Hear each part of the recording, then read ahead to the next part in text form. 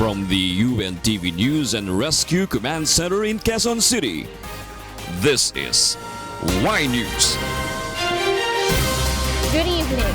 The Philippine Competition Commission will look into the alleged anomaly in fuel pricing as another price adjustment looms this week. Here's why from Monokson.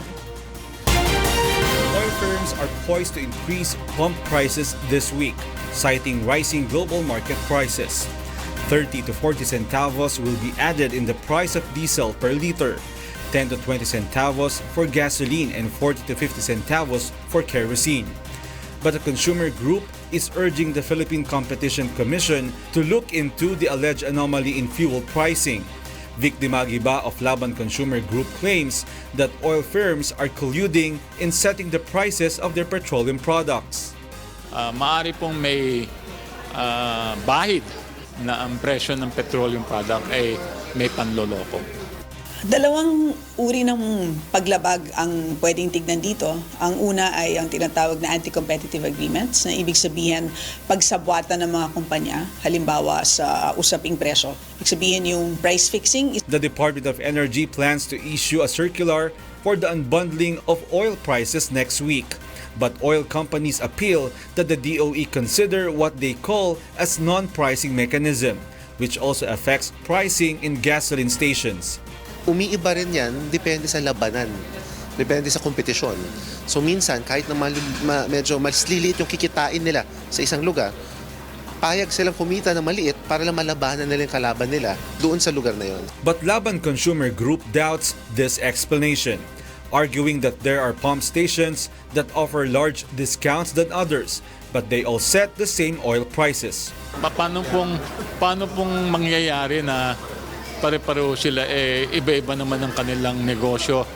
Meron po dyan may refinery, iba naman ay bumibili lamang ng finished petroleum product. Meanwhile, the Senate Committee on Energy earlier began its probe on the high prices of electricity in the country. The committee also wants to regulate the importation of cheaper natural gas than the expensive coal to operate power plants. Mon Hokson, UNTV News and Rescue, Quezon City. The Department of Transportation will distribute fuel vouchers to jeepney drivers next month as it begins to roll out modern jeepneys. Joanano tells us why. 15 modern jeepney units begin plying roads today in Pasay City. Unlike the old models, the new ones are similar to passenger buses. Its door is in front and is fully air-conditioned. The seats are front-facing and it can accommodate up to 30 passengers. It has CCTV, GPS, and uses Euro 4 engine. In modern jeepneys, passengers use automated mode of payment or beep cards. Minimum fare for modern jeepneys is 10 pesos and an additional of 2 pesos for the succeeding kilometers. The jeepneys will ply Star City and the Cultural Center of the Philippines or CCP complex, going to the Philippine International Convention Center or PICC. It will also traverse the area of GSIS Building and Senate, going to SM Mall of Asia and the Parañaque Integrated Terminal Exchange or PITX. The Senate Employees Transport Cooperative will manage the operation of the new jeepney units as well as the salary of the drivers. Level up na rin po ang mga driver natin. Hindi na po nila kailangan makipag-agawang pa sa kalye para po kumita. For the first 8 hours, they have a fixed income. And they will also have benefits like SSS, PhilHealth, and Pag-ibig po, as mandated by law. The DOTR targets to launch up to 500 units of modern jeepneys before the State of the Nation address of President Rodrigo Duterte in July. Meanwhile, the DOTR will also begin distributing fuel vouchers to jeepney drivers next month. DOTR Undersecretary for Road Transport Tomas Orbo says the government will provide a 5,000 peso subsidy to each driver through a debit card. For the first year, of which close to 1 billion po yung ibibigay ng gobyerno, kailangan po meron silang lehitimong prangkisa per unit. So yun lang ang titignan namin. Ngayon po, within the next 2 years, i-consider na ho na dapat modern yung sasakyan. The LTFRB awaits the complete list of drivers who could receive a fuel voucher. The move is in accordance with the directive of President Rodrigo Duterte to aid Filipinos affected by the implementation of the train law. Joanano, UNTV News and Rescue, Pasay City. Australian non-Patricia Fox can stay in the Philippines for now after the Department of Justice reversed the order of the Bureau of Immigration forfeiting and downgrading Fox's missionary visa to tourist visa.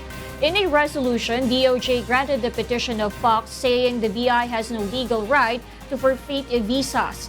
Justice Secretary Menardo Guevara explains that while the Philippine immigration laws gives the BI broad powers in regulating the entry and stay of aliens in the country, visa forfeiture is not among those powers. However, the official says that while Fox's missionary visa is valid, the case against her will be treated as one for visa cancellation, a procedure allowed by law.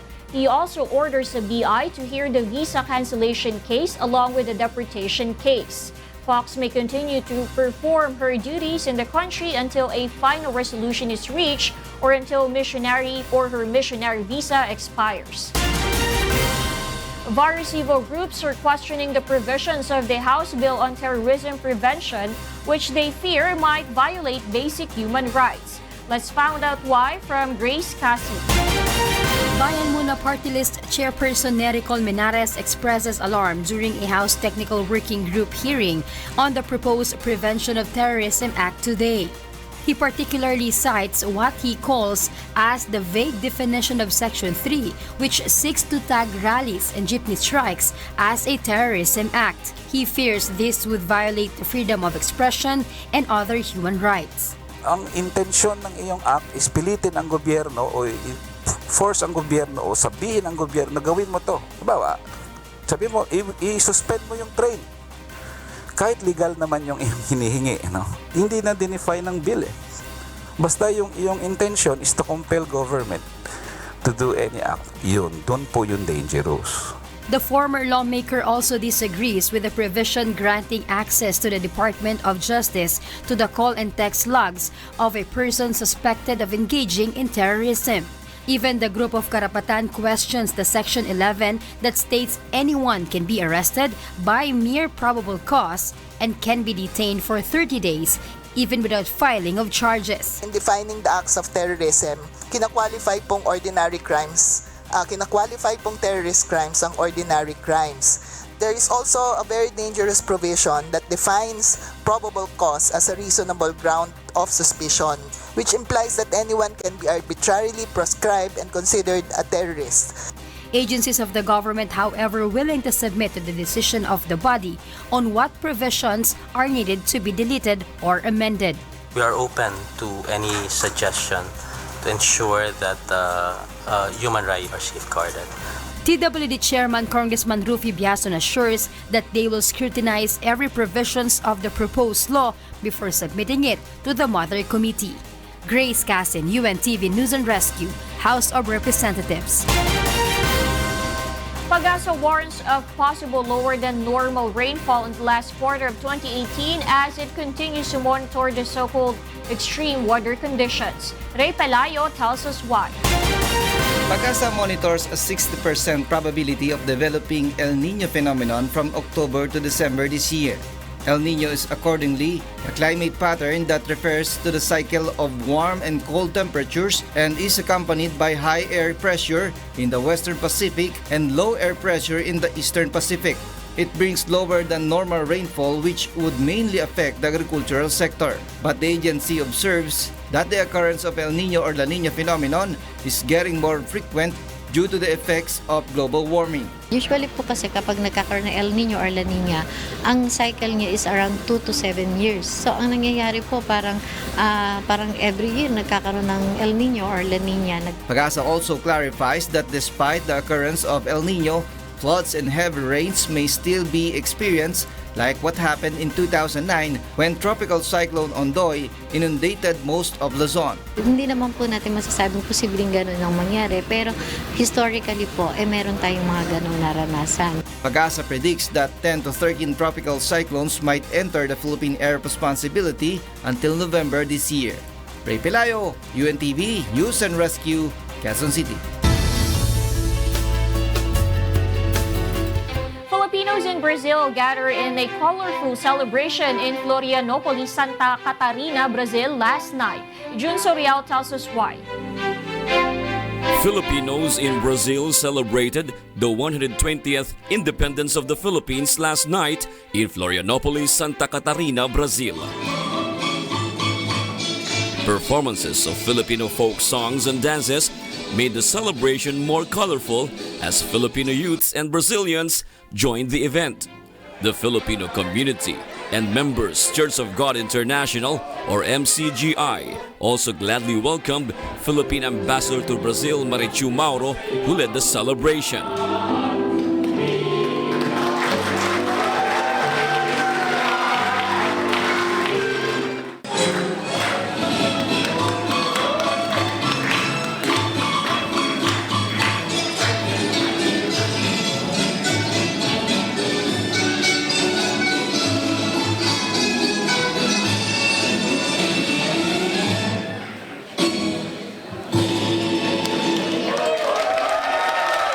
Present in the event were Filipino dishes such as lechon and other Pinoy food prepared by Filipino chefs.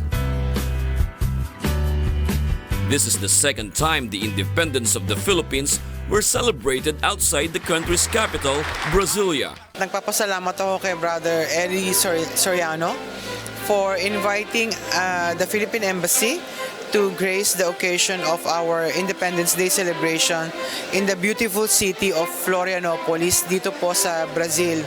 Nagpapasalamat din ako sa members Church of God for organizing this amazing event.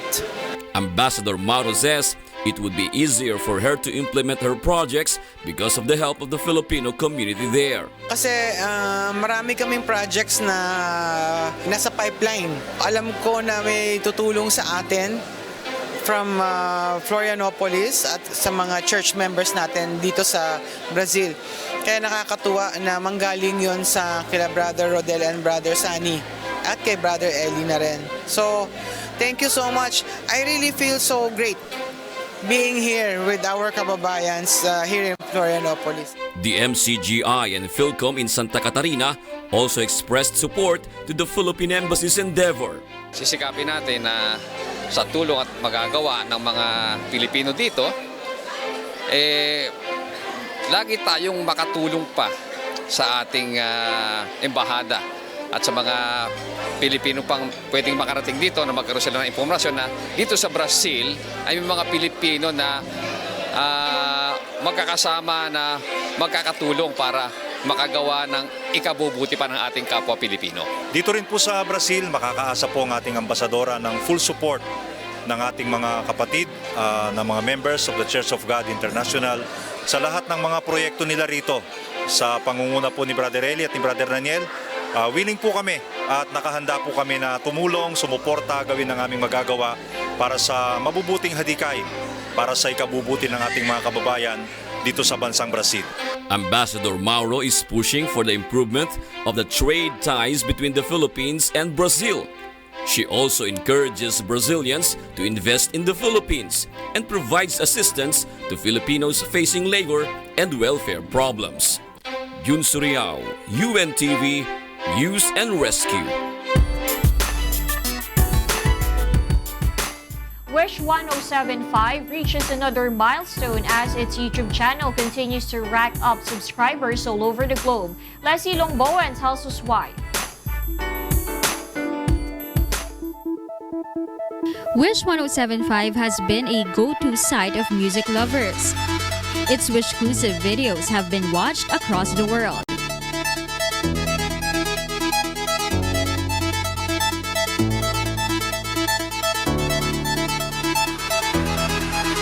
No wonder the Philippines' #1 FM YouTube channel has reached 1 billion views today. Filipinos share what their favorite Wish-exclusives are. I finally found someone, kay Arnel Pineda po. Someone to share my love. Yung kay Moira de la Torre po. Yung tagpuan. Siyang panalangin ko. Si Morissette po, tapos yung kanta niya yung Secret Love Song. Meanwhile, Wish 1075 thanks wishers for their warm support for the station. Of course, we would like to thank all the subscribers and all our wishers. Expect na palagi pa tayo magbibigay ng mga magagandang exclusives para sa kanila. So, wishers, keep on wishing. The Wish YouTube channel continues to gain popularity with 2.8 million subscribers now and counting. Leslie Lomboan, UNTV News and Rescue, Philippines. The Wishful 5 is set to launch their debut album during their anticipated Wishful Journey concert at the Big Dome on Tuesday. Wishful 5 Ace Bartolome, Carmela Ariola, Louie Ancolala, Kimberly Baluzo, and Princess Villena will perform their songs on stage along with several special guests including Asia's Phoenix Morissette, R&B heartthrob Darrell Ong, R&B Prince Chris Lawrence, pop rock superstar Yen Constantino, and PGT Season 6 Grand Champion Cristel de Catalina. The Wishful Journey concert will be held tomorrow at 7 p.m. Up next on Y News. The Constitutional Committee kicks off regional consultations for proposed shift to federalism. The Philippine National Police and the National Bureau of Investigation eye parallel probe into the killing of Nueva Ecija priest Richmond Nilo. And the Philippine National Police to release guidelines this week in arresting street loiterers.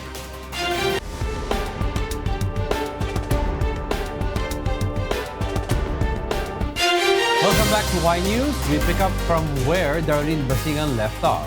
I'm Angelo Castro III, and here are the headlines.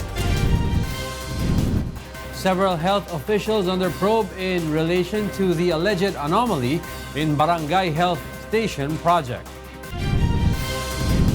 The Department of Agrarian Reform submits draft guidelines in Boracay land distribution to President Rodrigo Duterte. And Malacanang insists the peace talks with the communist rebels must be held in the Philippines. Good evening. Malacanang insists that the peace talks with the communist rebels must be held in the Philippines. The government also believes that a third-party facilitator is unnecessary. Let's find out why from Rosalie Cos. President Rodrigo Duterte wants the peace talks between the government and the Communist Party of the Philippines, National Democratic Front, to be held in the country. In a press briefing, Malacanang explains this matter concerns Filipinos, so this should be resolved in the Philippine soil. The palace adds that instead of spending money for the peace negotiations abroad, it should be used in ensuring security and sustaining the needs of the leftist group here. Hindi naman po kinakailangan pa na mangibang bayan para makipag-usap kapayapaan lamang, no? Dahil tayo naman po lahat ay Pilipino. And if the formal talks pushes through, Roque also believes that there's no longer a need for a third-party facilitator. The Royal Norwegian government has been mediating for the peace process of the government and NDF peace panels since 2001. However, the government is still open to the help of other countries to attain lasting peace in the Philippines. Any party who wants to help and who's been involved in the process can help, no? Pero ang punto lang ni Presidente, hindi niya na maintindihan kung bakit kinakailangan pa sa ibang bansa, no? Ang pag-uusap. Meanwhile, Malacanang denies that the stand-down agreement released by the leftist group over the weekend is an official document. The deal signed by both panels is to prepare for the supposed resumption of peace talks on June 28, but Roque says it has to be verified. The government also rebuts the statement of CPP founder Jose Maria Sison, alleging the military is preparing for an all-out war against the New People's Army, hence the postponement of the negotiations. Absolutely without basis po. Alam niyo naman kung anong aktibidades ng hukbong sandatahan ngayon. Wala naman po tayong naririnig din ng putukan na directed against the CPP-NPA. So sa akin po, hinay-hinay po ang mga public declaration sa parte ng CPP-NPA. Rosa Licoz, UNTV News and Rescue, Malacanang. The Department of Agrarian Reform expects President Rodrigo Duterte to release an executive order this week in relation to the planned Boracay land reform. Mirasol Abogadil tells us why. The Department of Agrarian Reform or DAR already submitted to the Office of the Cabinet Secretary its proposed guidelines in distributing the land of Boracay to farmers. This will be calendared soon sa cabinet meeting and this will be presented to the President for the specific recommendation of the executive order pertaining to Boracay alone. And with that, we hope that we will be able to clear and have a specific guidelines on the way the agrarian reform program in Boracay has to be implemented. With this, Department of Agrarian Reform Secretary Attorney John Castro says the President might release this week an executive order to speed up the process of land reform in the island. Castro notes the President wants to immediately distribute the land in Boracay, which then warrants the removal of illegal structures built there. DAR is currently conducting survey, inspections, and farmer identification in the island. Kapag napatunayan natin na wala silang kadahilanan, walang batas na nagbibigay ng justification kung bakit nandoon sila, ay gagawa tayo ng mga pamamaraan para talagang masakop yung mga lugar na yon at may pamigay sa mga magsasaka. The government estimates 25 hectares of land that could be distributed to the members of the Ati tribe to improve their lives. Meanwhile, the DAR secretary reveals the government is offering affordable housing units to farmers and are payable within 30 years with the help of other agencies like Pag-ibig and Land Bank. Around 2.8 million farmers are expected to benefit from the program. There are model houses in Bayumbong, Nueva Vizcaya, San Leonardo, Nueva Ecija, Cebu, and Panabo City, Davao del Norte. Castriciones says farmers just need to show their proof of income from farming to avail of the said program. Mirasol Abogadil, UNTV, News and Rescue, Philippines. Senate President Vicente Soto III is proposing to create a hybrid body to amend the 1987 Philippine Charter, but a member of President Rodrigo Duterte's consultative committee calls it an impossible bid. May Bermudez tells us why. Senate President Vicente Soto III is eyeing to compose a hybrid constitutional body comprised of 12 senators, 12 congressmen, 12 presidential nominees, and civil society groups to amend the present constitution. Soto explains this will break the potential deadlocks once they vote on the constitutional changes due to an equal representation of the two congressional chambers. But a member of the Consultative Committee and former Associate Justice Antonio Nachura says such policy is far from reality. A hybrid constitutional body may be created not for the purpose of proposing amendments, but for the purpose of advising Congress.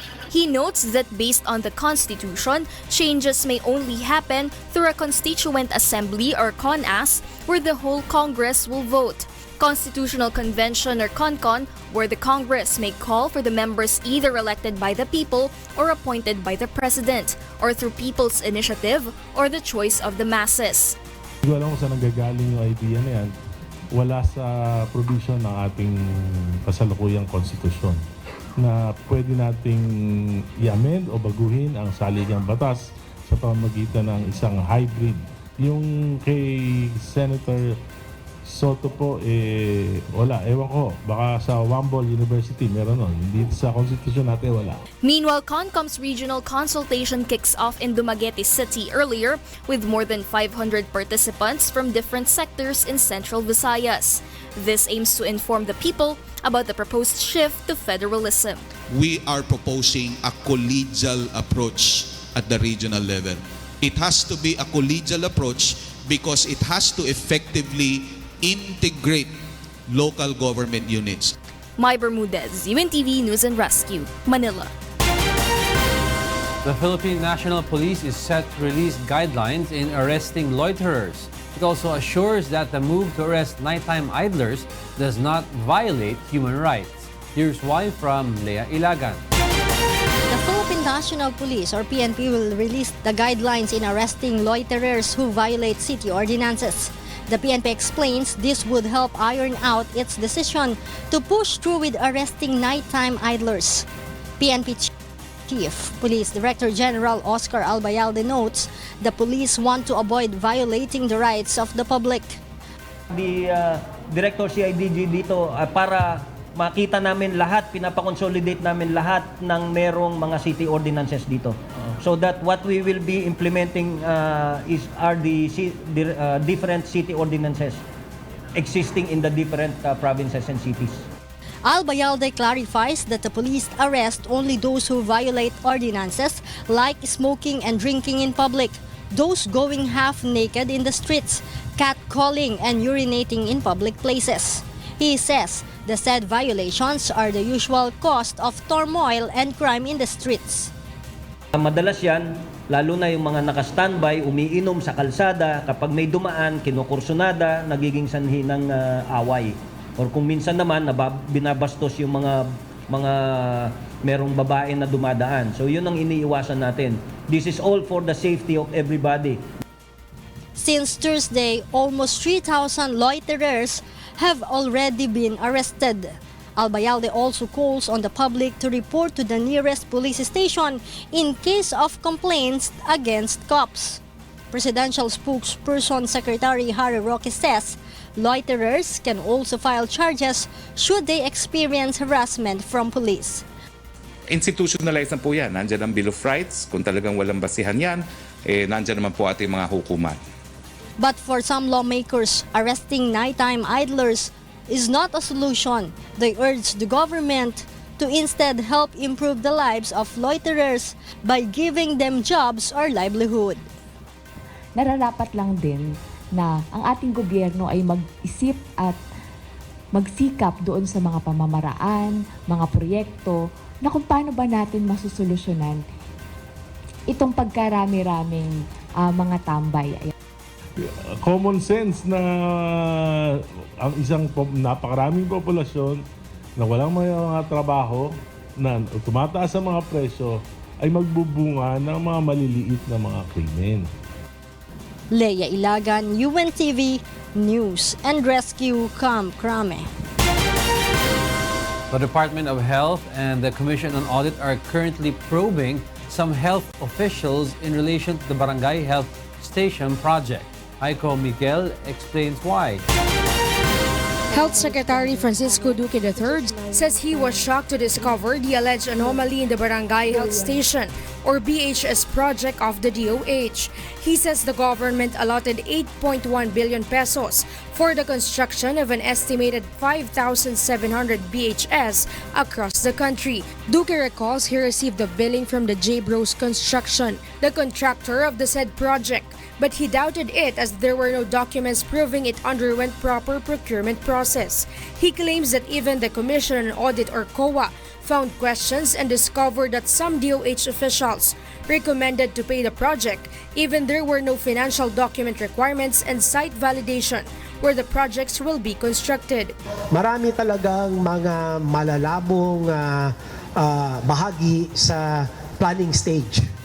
No? So ito ay kailangan natin ma-establish through the fraud audit that will be conducted by COA. Duque adds he thought the projects were also properly laid down as it began in 2015 to 2016 during the term of then Health Secretary Janet Garin. The project plan states that the BHS should be constructed inside public elementary schools to make it possible to poor Filipino families since the country lacks 58% of health stations. The DOH also discovers that of the more than 5,000 planned BHS, only 8 units were constructed with complete documents that could be used in barangays.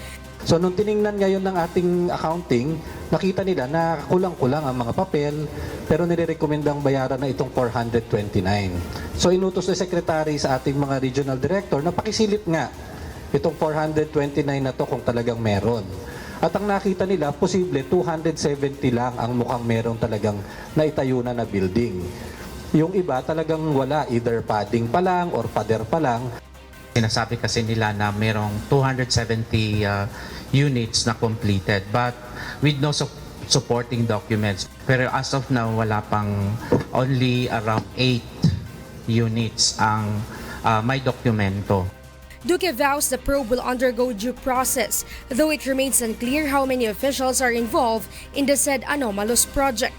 He says he might implement reorganization should the anomalies proven. Heads will roll, big names, small names, past and present.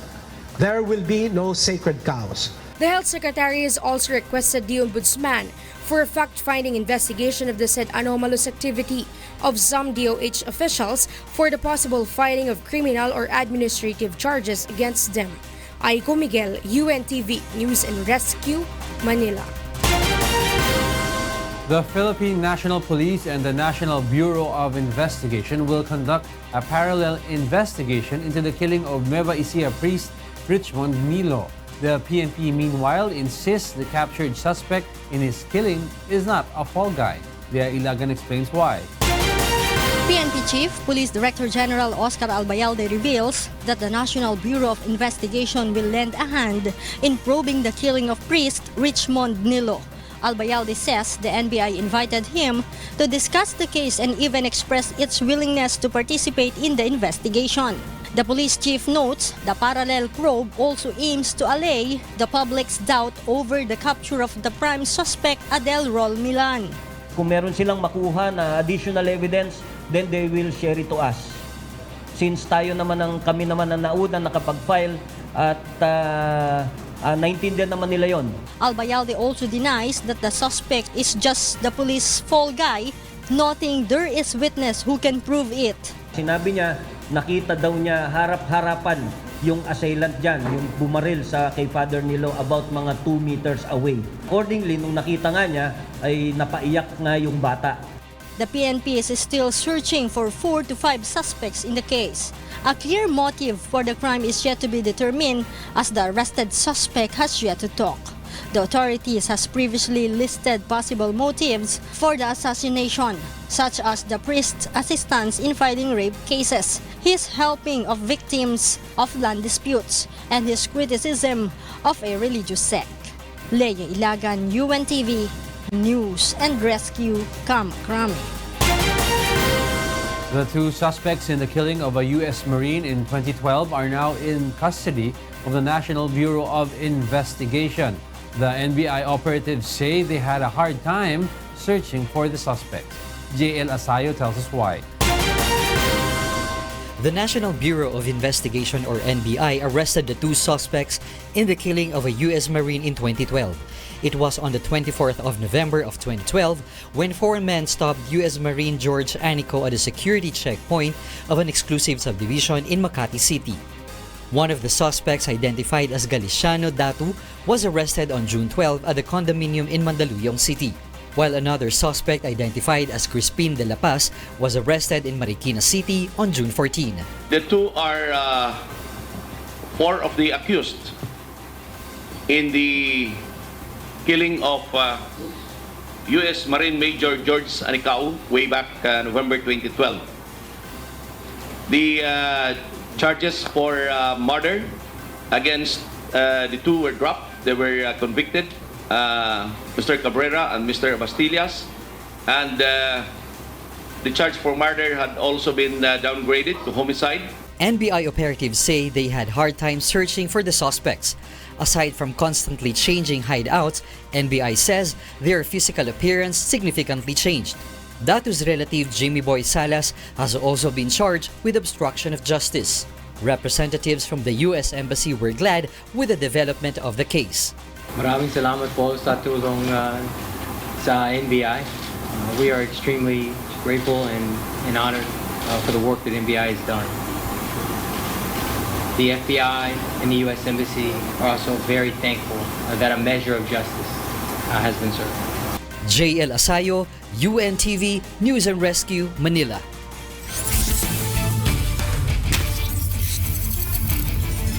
DOJ Justice Boosters and Ombudsman Graft Busters both gain more chances of qualifying to the playoffs, while PNP responders remain undefeated in the ongoing off-season elimination rounds. Bernard Dadis tells us why. PNP responders' eyes are firmly on the prize this off-season as it continues to bulldoze its way to the playoffs after routing Senate Sentinels in yesterday's main game 86-64. Police Superintendent Joel De Mesa led the PNP in keeping its 6-0 lead with his 21-point finish with 4 rebounds. Salamat sa Diyos, yung pag-guide niya sa amin, Saka yung effort talaga, team effort from the players and the coaching staff talaga. Yun, nag-work talaga yung nag-gel kami. Senate attributed its second defeat to the absence of its ace players, Senator Joel Villanueva and Sani Angara. Yeah, sobrang napakalaki sapatos yung nawala sa amin, yung boy na nawala, no? St. Joel kasi nursing a hamstring injury. Si St. Sani naman, yung tuhod niya medyo sumasakit. It bothered him for the past games namin. So malaking kawalan. Nawala yung leadership, nawala yung scoring. So overall, sobrang laki talaga. DOJ Justice Boosters meanwhile widens berth to playoffs after handing AFP Cavaliers its fourth consecutive loss, 77-69.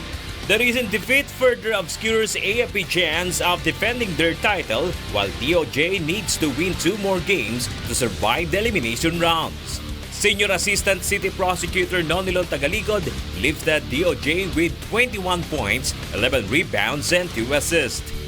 Bumalik yung main man namin. Ngayon lang siya ulit naglaro. Medyo maganda yung nilaro namin sa defense. Siguro, kailangan pa namin manalo sa susunod na game. Ombudsman Dropbusters also gained more chances of qualifying to the Final Four after clobbering GSIS Thunder Furies 62-42. Ombudsman has bagged 4 wins with 1 loss, while GSIS and AFP remains at the bottom of the standings. Bernard Dadis, UNTV News and Rescue, Philippines. Up next on Y News. Magnitude 6.1 quake kills 3, halting operations in Osaka, Japan. Brazil is held to a draw by Switzerland in Group E opener, while Mexico stunts defending champion Germany in World Cup opener. And an artist creates miniature scenes showing life in Taiwan. And those are the reasons behind the stories in the second part of our newscast. Y News returns with William Thio. I'm Angelo Castro III. Good evening.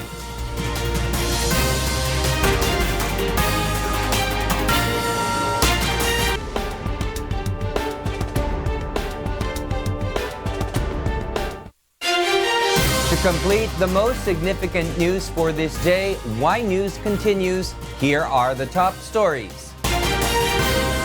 The Philippine Competition Commission, or PCC, will look into the alleged anomaly in fuel pricing as another price adjustment looms this week. Oil firms are set to increase 30 to 40 centavos in the price of diesel per liter, 10 to 20 centavos for gasoline, and 40 to 50 centavos for kerosene. The PCC says the probe is in response to a consumer group's claim that oil companies are colluding in fixing the prices of their products. Dalawang uri ng paglabag ang pwedeng tignan dito.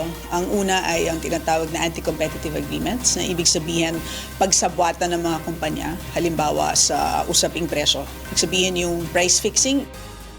The Department of Energy, or DOE, meanwhile plans to release a circular for the unbundling of oil prices next week, despite appeals of oil firms to consider the so-called non-pricing mechanism also affecting prices in gasoline stations. Umiiba rin yan, depende sa labanan, depende sa kompetisyon. So minsan, kahit na medyo mas lilit yung kikitain nila sa isang lugar, payag silang kumita na maliit para lang malabanan nila yung kalaban nila doon sa lugar na yon. The Transportation Department rolls out 15 modern jeepney units in Pasay City today under the government's Public Utility Vehicle Modernization Program. The new ones look similar to passenger buses, with its door placed in the front part, can accommodate up to 30 passengers, and is equipped with CCTV, GPS, and uses a Euro 4 engine. Automated mode of payment, or beep cards, will be used with minimum fare of 10 pesos and an additional of 2 pesos for the succeeding kilometers. The DOTR targets to launch up to 500 units of modern jeepneys before the State of the Nation address of President Rodrigo Duterte in July. Meanwhile, various civil groups are questioning the provisions of the House Bill on Terrorism Prevention, which they fear might violate basic human rights. They particularly question Section 3, which seeks to tag rallies and jeepney strikes as terrorism acts, and section which allows the arrest and a 30-day detention of anyone by mere probable cause. They say this would violate the freedom of expression and other basic human rights. They also disagree with the provision granting access to the Department of Justice to the call and text logs of a person suspected of engaging in terrorism.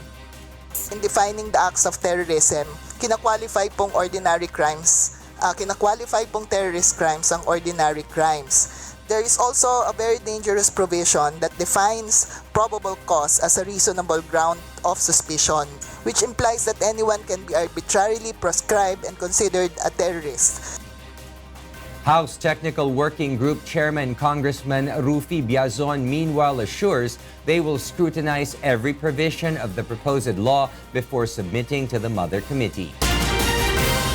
In other news, President Rodrigo Duterte wants the peace talks between the government and the Communist Party of the Philippines, or CPP, to be held in the country. According to Malacanang, the matter concerns Filipinos, so it should be resolved here, adding that the money spent in negotiations abroad should be used in ensuring security and sustaining the needs of local leftist group.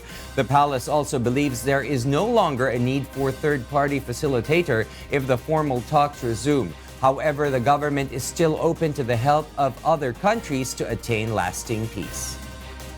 Hindi naman po kinakailangan pa na mangibang bayan para makipag-usap kapayapaan lamang, no? Dahil tayo naman po lahat ay Pilipino. Any party who wants to help and who's been involved in the process can help, no? Pero ang punto lang ni Presidente, hindi niya na maintindihan kung bakit kinakailangan pa sa ibang bansa, no? Ang pag-uusap. In other news, the Department of Agrarian Reform expects the release of an executive order expediting the land reform process on Boracay Island. According to Secretary John Castro, they have already submitted their proposed guidelines to the Office of the Cabinet Secretary. Castro notes the President wants to immediately distribute around 25 hectares of land to farmers, which then warrants the removal of illegal structures built there. DAR is currently conducting survey inspections and farmer identification on the island. So this will be calendared soon sa cabinet meeting, and this will be presented to the President for the specific recommendation of the executive order pertaining to Boracay alone. And with that, we hope that we will be able to clear and have a specific guidelines on the way the agrarian reform program in Boracay has to be implemented. Several health officials are being probed by the Department of Health and Commission on Audit due to the alleged anomaly in the Barangay Health Sanitation project. Health Secretary Francisco Duque III says the project was allotted with 8 billion pesos fund to erect more than 5,000 barangay health sanitation across the country. However, he found no documents proving it underwent proper procurement process, while COA discovered that some DOH officials recommended paying the project even if there were no financial document requirements and site validation. The project began in 2015 to 2016 during the term of former Health Secretary Janet Garin, but as of now, only 8 units were constructed with complete documents that could be used in barangays. Duque plans to implement reorganization should the anomaly be proven. Marami talagang mga malalabong bahagi sa planning stage, no? So ito ay kailangan natin ma-establish through the fraud audit that will be conducted by COA. In fact, ang COA nga ay they have already begun evaluating all the documents for the fraud audit office, at pupuntahan din daw nila itong mga lugar na ito. An interior designer from Taipei creates remarkably realistic model street scenes influenced by his life. Amiel Pascual explains why. In an attempt to preserve his memories for the future, Hang Cheng, an interior designer from Taipei, has been creating a realistic model street showing life in Taiwan. Cheng's first miniature model, created over 3 years ago, was based on a restaurant he used to visit while studying in Japan. He has since tried to push his boundaries in intricacy by creating smaller and smaller models.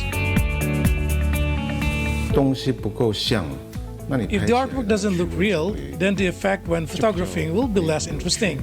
To create the artwork with a degree of likeness so that it looks real is an exercise in challenging eyes of the viewer. Cheng sometimes spends up to 12 hours a day on his art and says that although the minute detail can be excruciatingly boring, it is always worth it in the end. While some of the vehicles used in Cheng's street scenes are bought in shops, all the buildings and small details like the magazines and the furniture for his model houses are created from scratch. Well, some people use words to note down their memories, but the possibilities of contemplating with words have limitations in the end. So I tried to use the real feeling of living in this room to recreate all the tiny details in this model. Although Cheng has participated in several international competitions with his creations, the most important reward for him is the process of making and appreciating his artworks. He says immersing himself in the small people world of his creations and turning them into something that attracts people's affection helps him to relax. I'm Yel Pascual, UNTV News and Rescue, Taipei, Taiwan. And those are the reasons behind the news, June 18, 2018. On behalf of Darlene Basingan and Angelo Castro III, I am William Thio. Because we need to know, we will always ask why. Good evening.